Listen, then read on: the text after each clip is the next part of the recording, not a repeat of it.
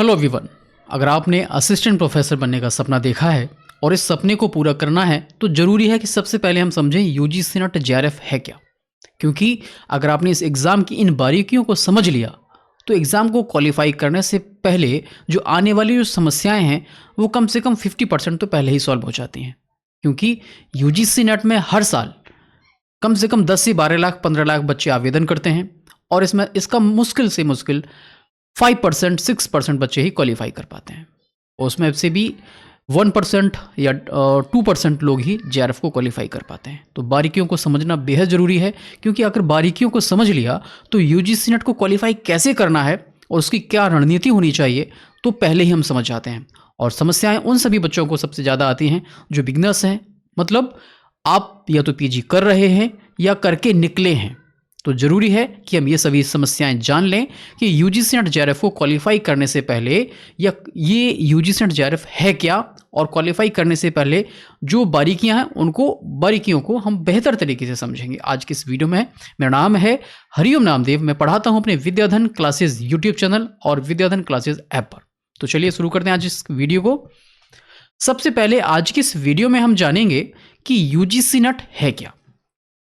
UGC net के इन भागों को समझने से पहले हमें जानना होगा कि यूजीसी नेट है क्या। यूजीसी क्या है और ये नेट क्या है, इसके फुल फॉर्म को, इसका जो फुल फॉर्म है उसको भी एक बार समझ लेते हैं। यूजीसी इसका मतलब है यूनिवर्सिटी ग्रांट्स कमीशन, जिसे विश्वविद्यालय अनुदान आयोग कहते हैं। और ये नेट है, ये एक नेशनल एलिजिबिलिटी टेस्ट, जो कि राष्ट्रीय पात्रता परीक्षा इसका फुल फॉर्म हो जाता है। तो क्या है कि अभी जो वर्तमान में एग्ज़ाम करवाया जाता है एनटीए के द्वारा करवाया जाता है। एनटीए इसका एग्ज़ाम करवाती है, नेशनल टेस्टिंग एजेंसी। पहले इसका एग्ज़ाम यूजीसी के द्वारा ही कंडक्ट करवाया जाता था और सर्टिफिकेट भी यूजीसी ही देती थी। अब एक नेशनल लेवल पर एक एजेंसी का गठन कर दिया गया, जो ऐसे एग्ज़ाम, इस तरीके के जो भी एग्ज़ाम होते हैं या सेंट्रल यूनिवर्सिटी के जो भी एंट्रेंस एग्ज़ाम होते हैं उसको ये सारे एग्ज़ाम का काम हो गया है एनटीए का, क्योंकि उसका काम ही है परीक्षाओं को संपादित कराना। ठीक, इतना आपको समझ में आ गया होगा। जब भी यूजीसी नेट के फॉर्म निकलते हैं तो उसमें 3 कैटेगरी अब वर्तमान समय में होने लगी हैं। और मैं आपको बता दूं कि यूजीसी नेट का जो एग्ज़ाम होता है वर्ष में 2 बार होता है, 2 साइकिल में होता है। पहली साइकिल जो होती है वो होती है आपकी जून साइकिल, दूसरी होती है आपकी दिसंबर साइकिल। जून साइकिल में और दिसंबर साइकिल में आप किसी भी एग्ज़ाम को दे रहे होते हैं। अब वर्तमान समय में जो इसके पार्ट हो गए हैं 3। पहला आपका जेआरएफ, दूसरा नेट, तीसरा आपका पीएचडी। इसके पहले सिर्फ 2 ही पार्ट हुआ करते थे, जेआरएफ और नेट। इसके 3 क्यों किए गए, 3 क्या, इसके क्या बेनिफिट्स हो सकते हैं, इन पे भी हम आगे डिस्कशन कर लेते हैं। सबसे पहले हम बात कर लेते हैं जेआरएफ।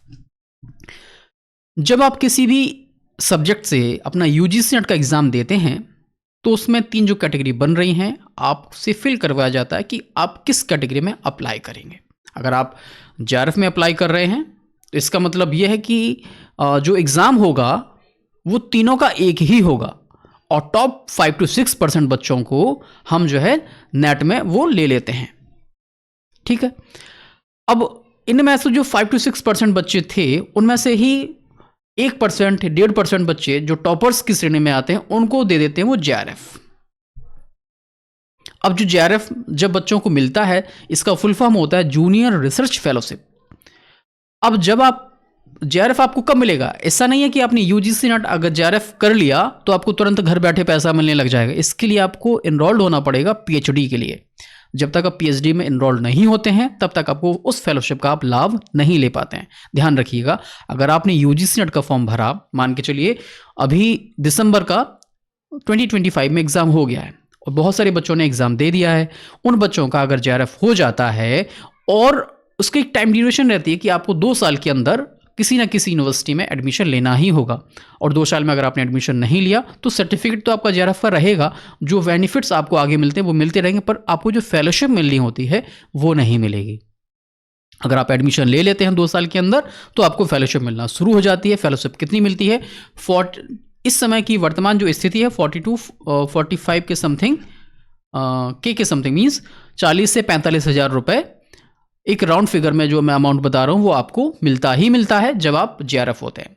आफ्टर 2 ईयर्स, अगर 2 साल के बाद अगर आप अपना काम आपका अच्छा रहता है और आपका गाइड आपसे संतुष्ट है आपके काम से, तो इस ऐसी स्थिति में यही जेआरएफ की कंडीशन आपकी बन जाती है, एसआरएफ बन जाता है आपका। ये एसआरएफ होता है, जैसे कि अभी मैंने बताया इसका फुल फॉर्म जेआरएफ मतलब जूनियर रिसर्च फेलोशिप, अब ये हो जाता है एसआरएफ, सीनियर रिसर्च फेलोशिप। अब आप मैक्सिमम 5 साल तक फेलोशिप ले सकते हैं। मींस आपने 2 साल पहले ले लिया, 3 साल, 2 से 3 साल पहले ले लेते हैं जेआरएफ में, और फिर इसके बाद एसआरएफ में जब आप जाते हैं तो मैक्सिमम 3 से 5 साल आपके रहते हैं, चाहे वो आपका टाइम ड्यूरेशन पहले निकल जाए या जैसे ही आपने एनरोल्ड हुए तुरंत आपका जेआरएफ हो गया तो आप पूरा 5 साल ले सकते हैं। ठीक है, अब जब आप एसआरएफ में पहुंचेंगे तो ये अमाउंट और ज़्यादा बढ़ जाएगा। ध्यान रखिएगा, ये अमाउंट और भी ज़्यादा बढ़ जाता है एसआरएफ में, क्योंकि आपके पास अब सीनियरिटी आ गई है और संसाधन भी ज़्यादा खर्च होते हैं, तो उस समय की स्थिति में आपको उसका अमाउंट थोड़ा और भी ज़्यादा बढ़ जाता है। ध्यान रखिएगा। ये हो गई जेआरएफ की बात। जब आप यूजीसी नेट का एग्जाम देते हैं और आप सिर्फ नेट क्वालिफाई कर पाते हैं, नेट क्वालिफाई करने का मतलब है कि आपने नेशनल एलिजिबिलिटी टेस्ट को पास कर लिया है, जो कि योग्य हो जाते हैं आप असिस्टेंट प्रोफेसर के। कहीं से भी वैकेंसी अगर निकलती है तो आप असिस्टेंट प्रोफेसर के लिए आप अप्लाई कर सकते हैं। तीसरी कैटेगरी जो वर्तमान समय में जोड़ी गई है वो है पीएचडी की।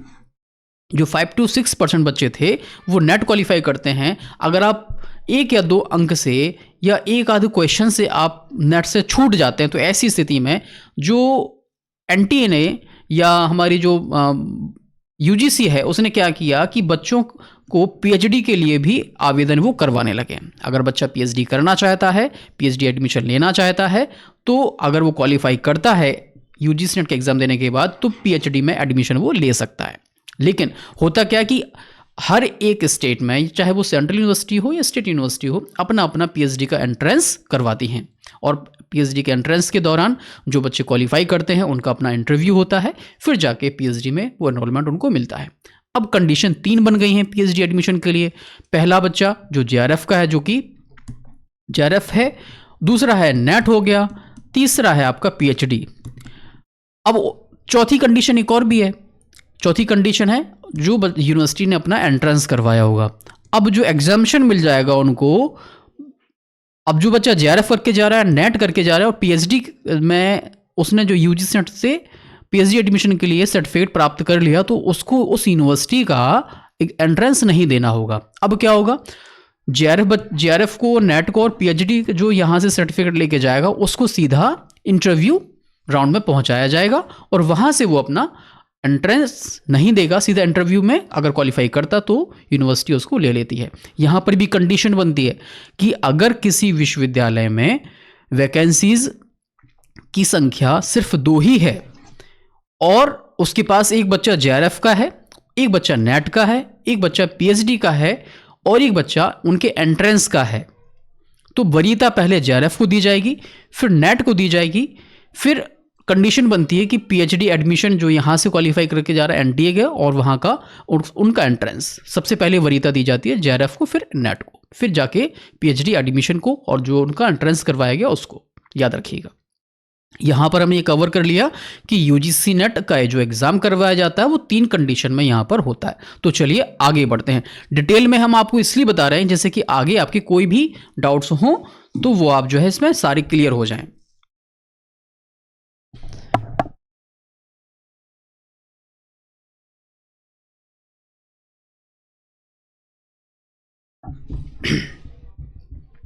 चलिए अब हम बात कर लेते हैं कि इस एग्जाम को अगर आपको देना है तो इसकी एलिजिबिलिटी क्या है, इसकी योग्यता क्या है। योग्यता को समझना बेहद जरूरी है। अगर हमने योग्यता को समझ लिया तो हम ये समझ जाएंगे कि अब हम उसके लिए पात्र हो रहे हैं। पहली बात तो यह है कि पोस्ट ग्रेजुएशन 55% होना चाहिए। यहां पर ये गलत टाइप हुआ है। अगर आप जनरल कैटेगरी के अभ्यर्थी हैं तो आपके पास 55% जनरल कैटेगरी में मार्क्स होने ही चाहिए। ये अनिवार्य योग्यता है। पीजी आपके पास 55% और पोस्ट ग्रेजुएशन 50% है। सिर्फ ओबीसी और एससी एसटी के लिए 5% का इनको रिलैक्सेशन दिया गया है, जो कि सेंट्रल गवर्नमेंट देती है, क्योंकि सेंट्रल गवर्नमेंट का ही ये एग्ज़ाम है। अब बात आती है क्या पोस्ट ग्रेजुएशन पास करने के बाद ही आप जो है इस एग्जाम को दे पाएंगे या पोस्ट ग्रेजुएशन के चलते के दौरान दे सकते हैं? देखिए, पोस्ट ग्रेजुएशन अगर जिस बच्चे ने पूरी कर ली, अपना पीजी कंप्लीट कर लिया, एमए हो गया, एमए किसी भी सब्जेक्ट में आप हो सकते हैं, लगभग इस समय 85 सब्जेक्ट में जो एनटीए है वो एग्ज़ाम करवाता है, तो 85 सब्जेक्ट में से कोई सा भी आपका जो सब्जेक्ट होगा उसके के आधार पर आप यूजीसी का नेट एग्ज़ाम दे सकते हैं। 55% आपका पीजी में होना चाहिए। अगर आप पीजी कर रहे हैं, परसुइंग में भी है, तब भी आप दे सकते हैं। इसका मतलब है फर्स्ट ईयर में भी अगर आपने एडमिशन लिया है तब भी आप यूजीसी नेट का एग्ज़ाम दे सकते हैं। याद रखिएगा, ऐसा नहीं है कि पीजी कर लोगे, रिजल्ट आपके दोनों साल का आ जाएगा इस तभी दे पाओगे। फर्स्ट ईयर में भी आप हैं तब भी आप इस एग्ज़ाम को दे सकते हैं। आशा है कि ये दो डाउट्स क्लियर हो गए होंगे। जो कैटेगरी में है ओबीसी एससी एसटी में आते हैं तो उनको 50% मिनिमम परसेंटेज होना ही चाहिए। और इसके बाद पोस्ट ग्रेजुएशन जो जनरल कैटेगरी के कैंडिडेट हैं उनके पास 55% का जो पॉइंट्स होने ही चाहिए, मार्क्स होने ही चाहिए। अब बात आती है जो बच्चा पोस्ट ग्रेजुएशन में था, एडमिशन उसने लिया ही था फर्स्ट ईयर में, उसका मात्र बना 50% और वो बच्चा है जनरल कैटेगरी का, तो ऐसी कंडीशन में उसका बच्चे का अगर क्वालिफाई हो जाता है क्योंकि उसने अपीयरिंग में डाला था, तब क्या होगा, वो वैलिड होगा या नहीं होगा? उस समय तक तो वैलिड नहीं होगा। लेकिन होता क्या है कि यूजीसी नेट का जो एग्ज़ाम होता है वो आपकी पात्रता तो पूरी होनी ही चाहिए। इसके लिए वो आपको कम से कम 1 साल का समय और देते हैं अपने परसेंटेज को बढ़ाने के लिए। अगर आपने 2 साल पूरा कर लिया और आपका 50% ही बना है तो आप अपना एक एग्ज़ाम और दे सकते हैं, परसेंटेज को पूरा कर सकते हैं 55% मिनिमम, तभी आपका वो सर्टिफिकेट आगे के लिए वैलिड होगा। लेकिन यहाँ पर ये कंडीशन, अगर कोई बच्चा 50% लाता है, कैटेगरी में है, तो वो वैलिड माना जाएगा। चलिए आगे बढ़ते हैं, एग्ज़ाम के पैटर्न को समझ लेते हैं। एग्ज़ाम के पैटर्न को, इसमें जो यूजीसी का एग्ज़ाम होता है वो इसमें टोटल जो क्वेश्चन आते हैं 150 आते हैं और इनका जो मार्क्स होता है 300 मार्क्स के, ये जो है पूरा पेपर होता है। अब यहाँ पर पेपर 1 और पेपर 2 दो भागों में ये बटा हुआ होता है। पेपर 1 जो कि कंपलसरी सभी सब्जेक्ट के लिए, जैसे कि मैंने अभी आपको बताया था कि 85 सब्जेक्ट्स इस समय एनटीए कंडक्ट करवाता है यूजीसी नेट के एग्जाम में, तो सभी लोगों के लिए पेपर 1 कंपलसरी होगा। 50 क्वेश्चंस इसमें आते हैं। 50 क्वेश्चंस का मतलब आपका 100 मार्क्स, मतलब एक क्वेश्चन 2 नंबर का। और साथ ही साथ पेपर 2 की बात करते हैं जो आपका मेन सब्जेक्ट है, जैसे कि आपने अपना पीजी जिस सब्जेक्ट में किया होगा, जैसे कि हिंदी हो गया, ज्योग्राफी हो गया, एजुकेशन हो गया, संस्कृत हो गया, सोशियोलॉजी हो गया, इकोनॉमिक्स हो गया, जो भी आपका सब्जेक्ट है वो आपका मेन सब्जेक्ट माना जाएगा, जिसमें आपके 100 क्वेश्चंस इस समय आते हैं। ठीक है, अब ये जो है आपका एजुकेशन का हो गया। अगर जो बच्चे एजुकेशन के हैं तो एजुकेशन में आपके 100 क्वेश्चन आएंगे, ये 200 नंबर का हो जाएगा। अब बात आती है कि इसमें नेगेटिव मार्किंग भी होती है। इसमें अभी तक कोई नेगेटिव मार्किंग नहीं होती है और संभावना भी नहीं है कि नेगेटिव मार्किंग हो, क्योंकि ये जो क्वेश्चन का जो पैटर्न होता है बहुत डीप क्वेश्चन होते हैं, समझने वाले क्वेश्चंस होते हैं, इसलिए इस तरीके के क्वेश्चंस के पैटर्न को फॉलो जब किया जाता है तो वहाँ पर नेगेटिव मार्किंग नहीं होती है।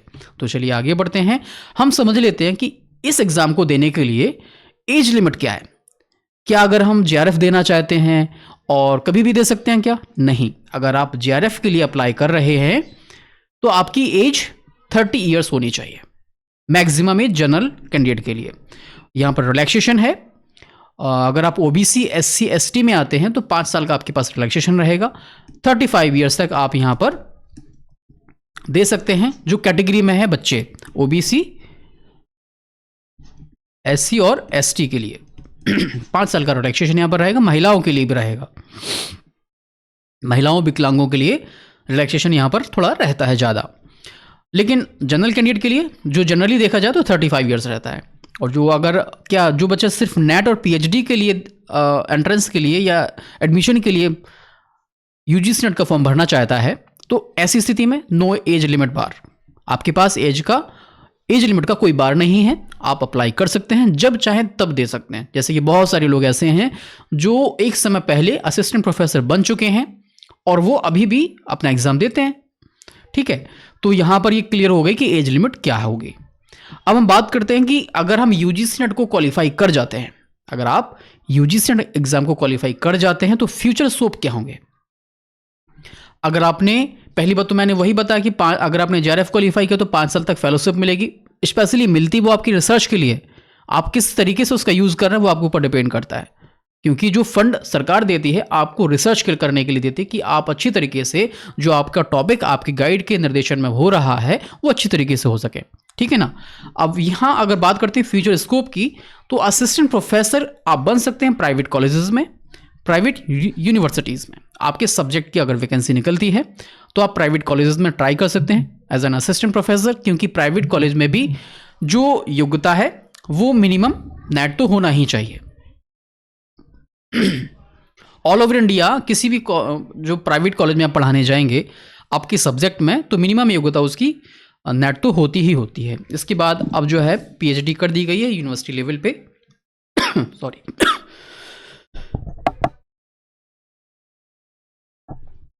चलिए यहां पर हम बात कर लेते हैं दूसरा स्कोप क्या है हमारे पास। असिस्टेंट प्रोफेसर में आप अप्लाई कर सकते हैं गवर्नमेंट कॉलेजेस में। आप स्टेट और सेंट्रल यूनिवर्सिटीज़ की जो यूनिवर्सिटीज़ हैं वहाँ पर भी आप अप्लाई कर सकते हैं। ये गवर्नमेंट सेक्टर हो गया और ये आपका प्राइवेट सेक्टर हो गया, इसलिए मैंने इसको 2 भागों में डिवाइड किया है। गवर्नमेंट कॉलेजेस में अप्लाई करते हैं तो आपकी मिनिमम क्वालिफिकेशन के आधार पर ही आपको उसको योग्यता को पूरी कर लेते हैं, आप वहाँ पर अप्लाई कर सकते हैं। हाँ, उसका एक अपना क्राइटेरिया होता है यूनिवर्सिटी और स्टेट लेवल पर जाने के लिए, जिसमें पे स्कोर ऐड होता है कि आपका एकेडमिक परफॉर्मेंस जो इंडिकेटर है वो कैसा है, उसके आधार पर भी उसका बेनिफिट मिलता है, ठीक है ना। तो ये हो गया आपका फ्यूचर प्लान।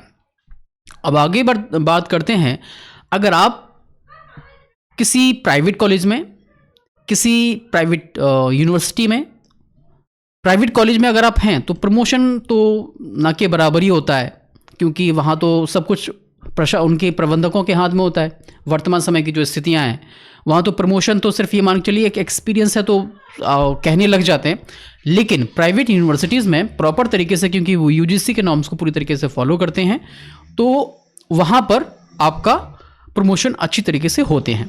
प्राइवेट यूनिवर्सिटीज़ हों, गवर्नमेंट कॉलेजेस हों, गवर्नमेंट जो स्टेट और सेंट्रल यूनिवर्सिटीज़ हैं, वहाँ पर प्रमोशन जो है एक पैटर्न को फॉलो करते हुए होते हैं जो उनका नियम बनाए गए हैं। अगर आपके पास 7 साल का एक्सपीरियंस हो गया एज एन असिस्टेंट प्रोफेसर, तब आपको एसोसिएट प्रोफेसर के लिए प्रमोट कर दिया जाता है। अगर आपके पास 10 साल का टीचिंग एक्सपीरियंस है, एक्सपीरियंस का मतलब ये रिसर्च एक्सपीरियंस से नहीं है, यहाँ पर टीचिंग एक्सपीरियंस है, टीचिंग एक्सपीरियंस आपका है 10 ईयर्स का, तो आप प्रोफेसर हो जाते हैं। और आप इस समय तो एक नई पोस्ट को बना दिया गया है ऑफिशियली, अनऑफिशियली कह सकते हो, क्योंकि अभी तक वैसा कोई ऑफिशियल नोटिस नहीं है, सीनियर प्रोफेसर के लिए बना देते हैं कि उसको, जो सीनियर प्रोफेसर्स होते हैं उनको विभिन्न कमेटियों में उनके human resource, as a human resource के तौर पे उनको रखा जाता है। तो ये है प्रमोशन के बारे में जो मैंने आपको बताया कि अगर संभावनाएं बहुत हैं, लेकिन डिपेंड करता है कि आप उसको किस तरीके से देख रहे हो। आपने इस लाइन में अगर आपने कदम रखा है तो थोड़ा सा धैर्य रखना पड़ेगा। थोड़ा तो मैंने कह दिया बड़ी आसानी से, पर धैर्य बहुत रखना पड़ता है। बहुत सारी चीज़ें आपके पीछे छूट जाती हैं, आपकी सोसाइटी आपसे छूट जाती है, और बहुत सारी चीज़ें जो मैं ऑन कैमरा आपसे नहीं कह सकता, क्योंकि हर एजुकेशन में थोड़ा पेशेंस रखना होगा आपको और शांतिपूर्ण तरीके से काम करना होगा। क्योंकि कभी कभी होता है कि कंडीशंस आपके बिल्कुल विपरीत होती हैं, तब भी आप पेशेंस रख के ही काम कर पाते हो। चलिए आगे बढ़ते हैं। अगर आपको तैयारी करना है तो तैयारी कैसे करें, इसके बारे में हम बात कर लेते हैं। यूजीसी नेट 2026 जून का, तो अभी जो दिसंबर का एग्जाम हुआ वो तो हो चुका है। यूजीसी नेट जून 2026 की अगर आप तैयारी कर रहे हैं तो, और उसके फाउंडेशन बैच को अगर आप ज्वाइन करना चाहते हो, हमने स्टार्ट कर दिया आरंभ 2.0 जो कि पेपर 1 के लिए है, आप इसको ज्वाइन कर सकते हैं। और अगर आपका सब्जेक्ट एजुकेशन है तो आप हमारे साथ मिलके उड़ान 2.0 फाउंडेशन बैच को ज्वाइन कर सकते हैं। अगर आपका एजुकेशन सब्जेक्ट ही है और पेपर 1 पेपर 2 दोनों ही ज्वाइन करना चाहते हैं तो आप कॉम्बो बैच को ज्वाइन कर सकते हैं। लेकिन आपका कोई और सब्जेक्ट है, लेकिन जो कंपलसरी सब्जेक्ट जो कि सबके लिए पेपर 1, वो आरंभ 2.0 हमारे बैच को ज्वाइन कर सकते हैं। ज्वाइन कैसे करना है इस पर भी हम बात कर लेते हैं आगे चल के। अगर आपको ज्वाइन करना है तो इसके लिए सिंपल तरीका यह है कि सबसे पहले आप जिस YouTube चैनल पे आप हमारे इस पे देख रहे हैं विद्याधन क्लासेस पर, इसको सब्सक्राइब कर लीजिएगा, बेल आइकन को प्रेस कर दीजिएगा और वीडियो को लाइक कर दें, शेयर कर दीजिएगा, ठीक है। अब इतना क्या होगा कि इससे जब भी मैं कोई नई वीडियो अपलोड करूंगा तो उसका नोटिफिकेशन आपको मिल जाएगा। लाइव सेशन हमारा प्रतिदिन शाम को 6 बजे होता है, उससे आप जरूर जुड़िएगा। साथ ही साथ अगर आप हमारे पेड क्लासेस ज्वाइन करना चाहते हैं तो गूगल प्ले स्टोर पे जाके आप हमारे विद्याधन क्लासेस ऐप को डाउनलोड कर लें, जहां पर बहुत सारे पहले से ही कोर्सेज मैंने जो बना रखे हैं उनको आप ज्वाइन कर सकते हैं। रिकॉर्डेड क्लासेस भी हैं, लाइव क्लासेस भी हैं, पीडीएफ नोट्स भी मिलेंगे आपको, ई बुक भी मिलेंगी और साथ ही साथ एमसीक्यूज पीवाईक्यूज भी हम सारे लगवा रहे हैं। तो आप हमारे साथ मिलकर अपनी तैयारी को बूस्ट कर सकते हैं। तो ये थी आज की इंपॉर्टेंट टॉपिक्स पर जो मैंने आपकी समस्याओं के समाधान के लिए सारी चीज़ों को समझने का प्रयास किया, क्योंकि हमारे पास बहुत सारे कमेंट्स आ रहे थे कि इसको करना कैसे है। तो उसका एनालिसिस करके जहाँ जहाँ जो समस्याएं आपकी रहती हैं उन सभी प्रश्नों को मैंने इसमें शामिल किया है। आशा है कि आज की ये जो वीडियो है आप लोगों को आपके डाउट्स सारे क्लियर हो जाएंगे। मिलते हैं अगली क्लास में, अगले वीडियो में। तब तक के लिए नमस्कार, जय हिंद।